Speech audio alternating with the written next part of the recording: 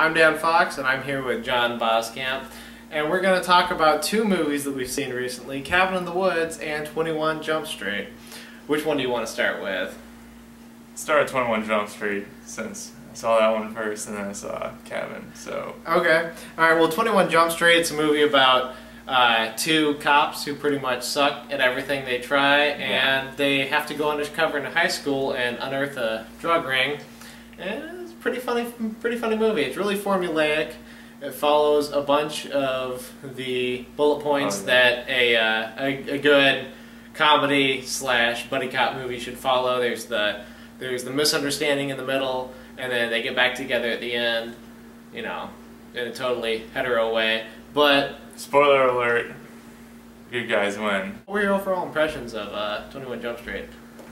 Pretty much the same as yours. Just it followed all these beats, but I think because it did a lot of creative things that it can get away with it because it was poking fun of it. And I mean, at one part, you know, this chief of police goes, "I'm going to send you two on 37 Jump Street."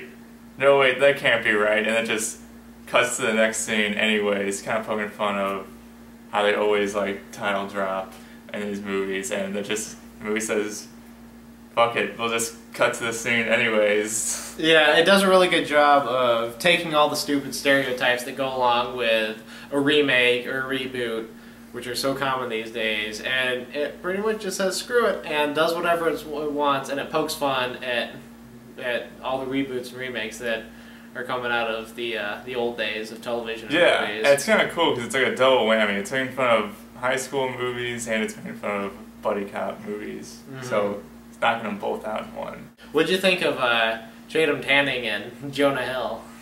They were pretty awesome.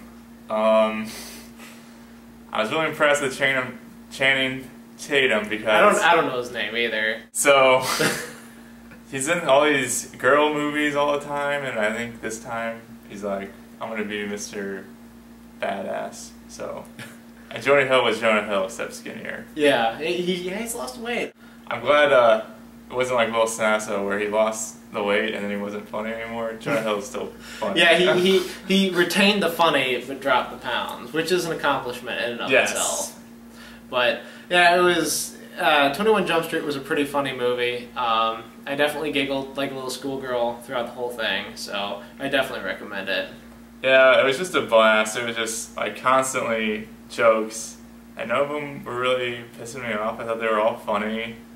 Just, I guess, just kind of clever, but also playing to what teenage males want. Yeah, some of them were pretty simple. Like there was the fall down and fart jokes, but there's a couple jokes that were, you know, some jokes there just say "suck my dick." Yeah, that was the whole joke.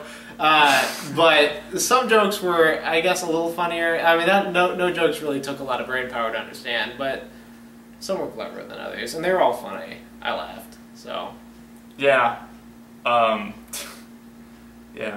Using brain power is a good example because you don't need any brain power. No, but I guess that's kind of the mark of a good comedy is like you don't have to think about it. It's just funny, and you can just relax and enjoy it. Yeah, clever, stupid, but you don't have to pay attention. Original. It's had its original. Oh yeah, definitely. What did you think about Cabin in the Woods? It's pretty awesome because I've seen probably 90% of the best horror movies. I've seen what the horror genre has to offer, and if you look at all the horror movies in existence, there's a very small ratio of good compared to bad. There really is. And I think if you're a fan of horror, you can definitely appreciate this movie. It's a funny movie.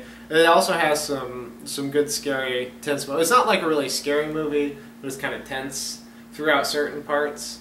I mean, there's no parts where you're sitting there and you're like absolutely terrified of what may come next. Like you expect jump scares, but it's not like 100% a scary movie. Yeah, you know, it kind of, you know, obviously has a big homage to the Evil Dead series, but Yeah, it's different than most horror movies today, just because there's been a decent amount of horror movies that are also funny and scary, and this is doing that again, and we don't see that as much nowadays. Instead, a lot of times we either get these torture movies or extremely psychological horror type, or the new thing, found footage. I mean, overall, it's a really good movie. Definitely, no one should be discouraged from watching it if they like gore, they like horror movies, they like funny stuff. I mean, it's a really good film. Just have fun. Make sure you go in wanting to have fun and not wanting to pick apart the movie. Yeah, it's a really good time. It's unfortunate they won't be able to make a sequel out of it. Alright, now here's one other issue. Not an issue, just a fun thing. At the end of the movie, one of the characters gets bit by a werewolf, and the werewolf leaves. So technically, when that pagan god comes up, she could transform into a werewolf and potentially survive the apocalypse, because she would be essentially immortal unless there's like silver or something.